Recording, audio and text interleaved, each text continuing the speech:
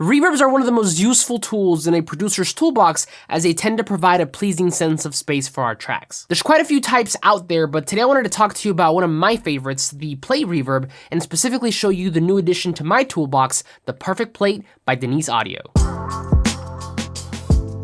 So over time, I've become a little bit more selective with the tools that I use here in the studio, as I tend to believe that having more is not always better. I've recently talked about this in a previous video, so if you want to hear my thoughts on that, make sure to watch this video here. With that being said, nowadays I tend to keep a limited number of tools in my arsenal, and I swap them out whenever I find something better, and that applies to everything, even effects like reverbs. Now, we all love reverbs. They make our tracks really spacey and pleasing, but what you might or might not know is that there's actually different reverb types that are used for different purposes, and one of my favorites is the plate reverb. We won't get into the full mechanics of how this reverb works, but for the sake of this video, just know that it was originally a synthetic or man-made reverb consisting of a sheet of metal or plate to create vibrations that resulted in the reverb effect. This type of reverb is often used to create perceived brightness, and when done right, can really help a track stand out. I specifically love to use it on things like vocals and snares for this exact reason. Now, recently I was contacted by plugin manufacturer Denise Audio about checking out their latest plate reverb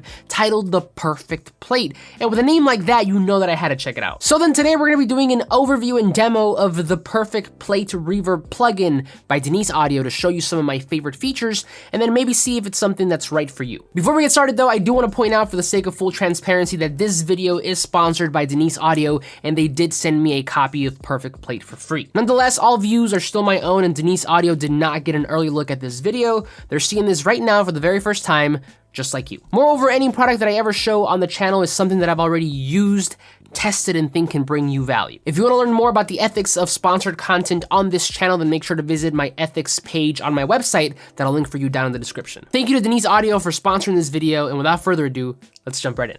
Okay, so this here is the Perfect Plate by Denise Audio, and the first thing to notice is that this plugin has a ton of knobs and controls, which can either be a really good thing for some or really frustrating for others. I'll tell you right now, right off the bat, that I actually have 3 plate reverbs in my arsenal that are all used for different purposes, and the Perfect Plate has now become one of them, but this one is specifically my surgical plate reverb, meaning that I come to it whenever I want to do something very specific or creative with a plate reverb, because it gives me a bunch of controls, as you will see. But okay, let's take a look at what we have here. The first thing I want to point out is that this entire plugin is resizable. Now, this really shouldn't be a point of interest, but not all manufacturers do this, so I'm really happy that Denise Audio did.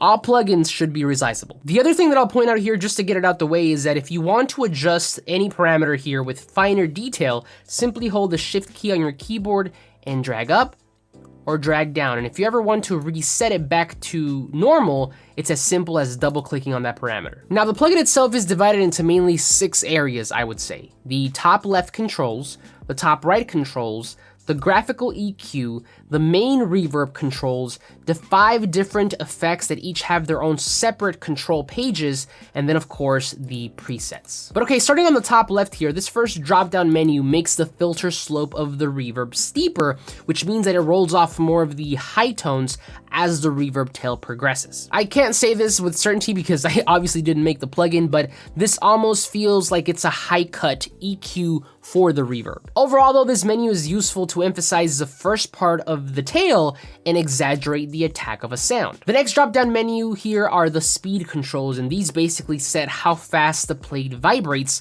while also controlling how the damping of the reverb tail behaves. The slower values here make the reverb tail rounder, while the faster ones make it really snappy. Finally, the last drop-down menu in this area is the filter color, and it allows you to set the initial color of the plate before the damping filter is applied. The brighter setting here has a lot of high frequencies, the dark setting has a lot of low frequencies, and then of course the natural setting is a nice balance of both. Let me give you a demo of these 3 parameters using a snare. So let me go ahead and just program one real quick.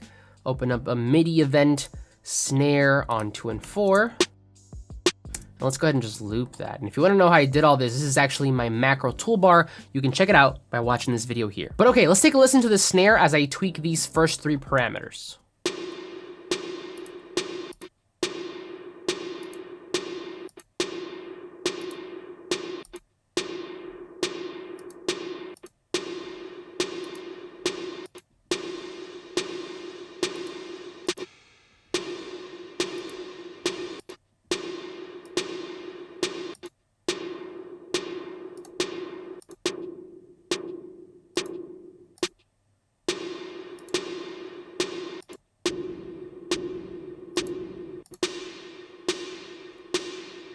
I do have to say though that the order of these 3 drop-down menus was a little strange to me. In my opinion, this last menu here should have been the first because it sets the overall color of the reverb before any filters, then the filter slope, and then finally the speed, which is also affected by the filter. Moving over to the right here, we have only 2 controls, and those are flip and split. The flip control here has to be my favorite because what it does is it reverses the reverb, basically allowing you to create that reverse reverb effect with the click of one button.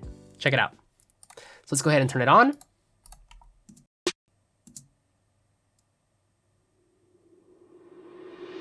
My only wish here is that we had a control to manipulate how fast that reverse reverb effect comes in. That could really be handy for like special effects or transitions. Granted, you could just print the audio with the effect built in and then just do what you have to do, but having that control on here would also be really nice. Moving over to the split control, this is basically used to create a stereo signal without phase issues, and yes, you heard me right. The left and right channels that are created here have no correlation to each other, so you can use this to your heart's content to make a really wide reverb. I don't know what's happening or how they're doing this, but it's pretty amazing. Here, take a listen.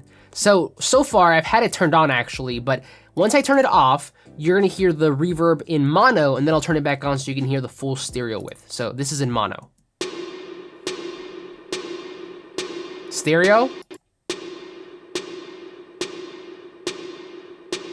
Moving towards the center of the plugin, we have the Graphical EQ, which is really great to have, honestly. Usually when I'm dealing with reverb, sometimes I like to add an EQ after the fact in my chain to either sculpt and mold or just to remove like weird artifacts, but the fact that we have it built into the plugin is really great. The EQ is a fully functional 6-band EQ with your normal frequency, gain, and Q controls, and you can adjust these 3 parameters by clicking on a band and moving it up or down, or simply clicking on it first and then going over to the name of the parameter and then dragging that up or dragging that down. Switching down to the bottom of the reverb, we have the main controls here, which include an input and output, a high pass filter, a low pass filter, and of course your mix slider. We also have a couple more controls on the bottom row here, including a delay, which is actually a pre-delay, and that dictates how fast the reverb will react to the incoming signal. This basically creates a gap between the sound and the reverb. The tail here controls how long the tail vibrates, so you can think of this kind of like as a feedback control,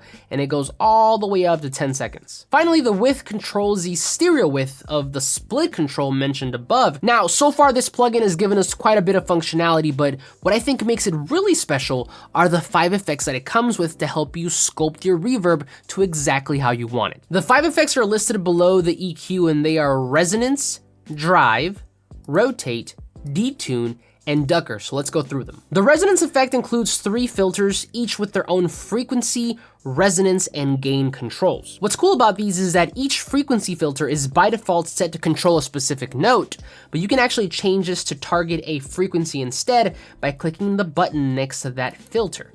So if you take a look here, it goes from A1 to 110 Hertz. Now this can allow for some really surgical adjustments and help you shape the tone of your reverb to your liking.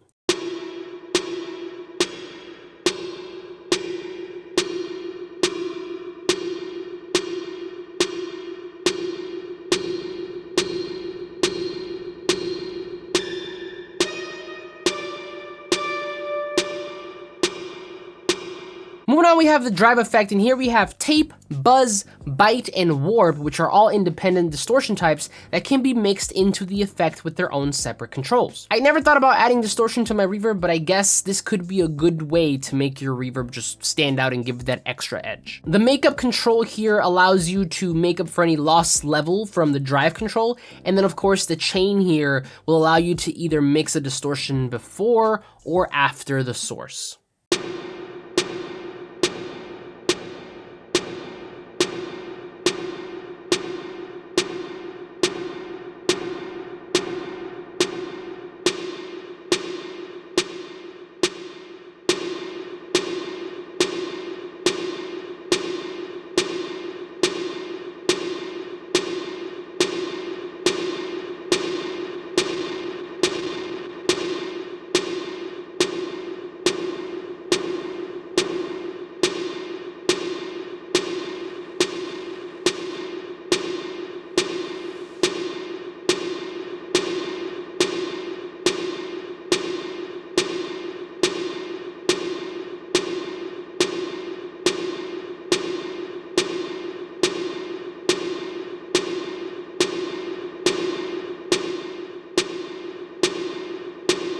The third effect is rotate, and this is a modulation effect for the reverb consisting of 4 main controls, which are vibrato, tremolo, filter, and pan. The shape control in the middle here allows you to pick between different LFO shapes, including sine, saw, square, triangle, and the inversions of each of those. The time control on the bottom here allows you to adjust the time of the modulation, while the feel control next to it allows you to set the specific groove. Finally, the offset control on the far left here allows you to offset the modulation, and the smooth control on the far right lets you smooth out the LFO shape. Let's take a listen.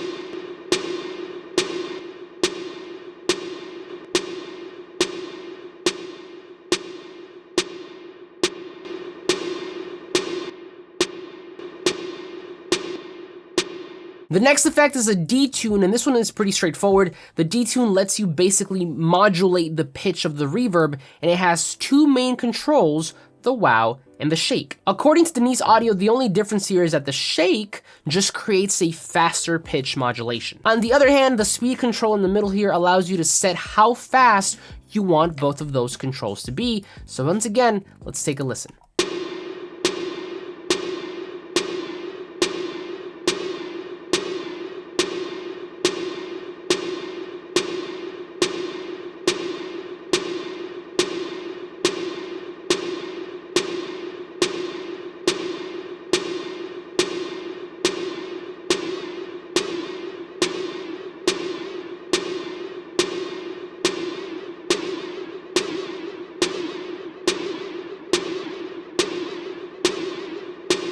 Last but not least, we have the ducker, and this is essentially a sidechain compressor. Now, much like with any compressor, of course, you have the threshold, attack, hold, ratio, release, your basic compressor controls. Now, a fantastic way to use this effect here specifically is with vocals, because sometimes when you add a reverb, it tends to overwhelm the vocals and you start to lose clarity. Using something like the ducker effect can allow you to keep the clarity while at the same time emphasizing the reverb. So once again, let's go ahead and take a listen to that.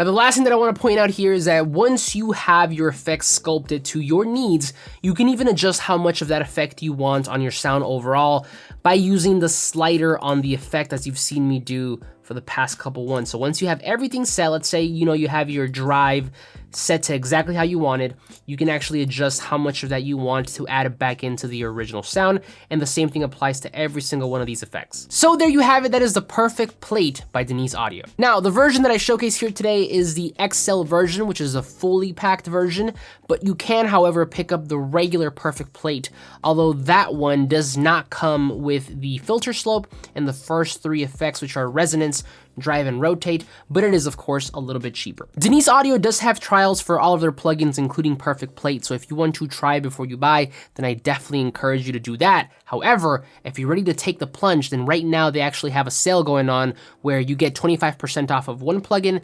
30% off of two, 35% off of three, and then you also get a free sub generator with every purchase, so definitely do not miss out. As I mentioned at the beginning, the Perfect Plate reverb has been now in my toolbox for a little bit, and I love to use it because of how much control it gives me. I still use other plate reverbs, but for sculpting and precision control, this is what I'm currently using. But that's just me though. I want to hear from you. How do you use reverbs? What reverb types do you use? What are some of your favorite plugins? And overall, what do you think of the Perfect Plate? Do you think this is something that can fit into your arsenal? Let me know in a comment down below. But that's it for me. Thank you so much for watching. The Perfect Plate will be linked down below in the description for your convenience. And as always, like this video if you liked it, subscribe if you're not already, but I'll see you on the next one.